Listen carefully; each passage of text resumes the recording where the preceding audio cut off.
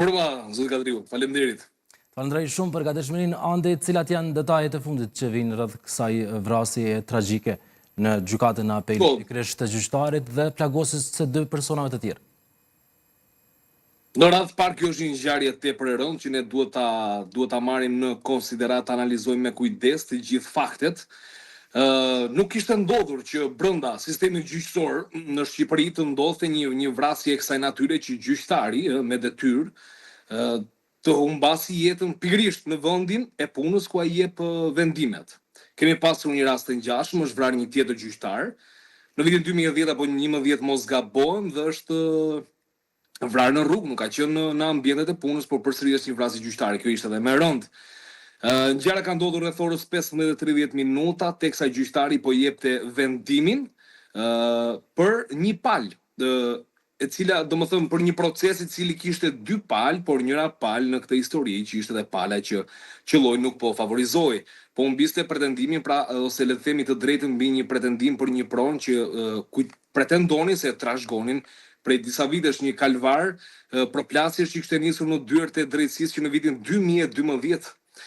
Megjithatë, në momentin që gjyqtari po jepte vendimin, një seancë e cila ka zgjatur pra që nga ora 14 deri në 15:30, nipi i personit të përfshirë në këtë proces, Elvis Shkambi, ka mbushur armën brenda sallës së gjyqit dhe ka qelluar ndaj gjyqtarit Astrid Kalaja.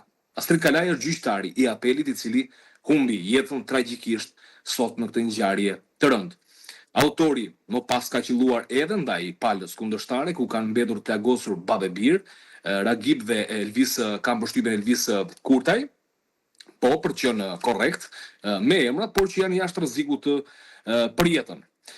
Ndërkohë, ka dalë më pas nga salla e gjyqit, ka dorëzuar armën tek siguria e brendshme e gjykatës së apelit dhe aty ka pranuar që unë jam autori i kësaj vrasje dhe e kanë arrestuar menjëherë forcat e policisë cilët kanë qenë në ambientet e jashtme, sigurisht u rrethua, kanë shkuar prokurorë të posaçëm, pra sepse ne kemi dhe një prokurori të posaçme këtu në Shqipëri, dhe që kanë kryer, le të themi, veprimet e parahetimore, por megjithatë autori e pranoi atë se çka kishte ndodhur, kushtrim, kështu që megjithatë, kjo është për sa i përket ngjarjes. Ande, si është e mundur pra që të hyhet në sallën e gjykimit duke qenë i armatosur? A ka sisteme kontrolli aty apo jo, a ka dyshime të tjera në këtë rast?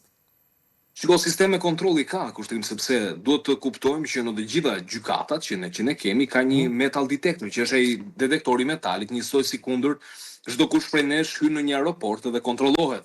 Megjithatë, këtu ka një dilemë të madhe, është një çështje ende e paqartë për autoritetet se si mundi që autori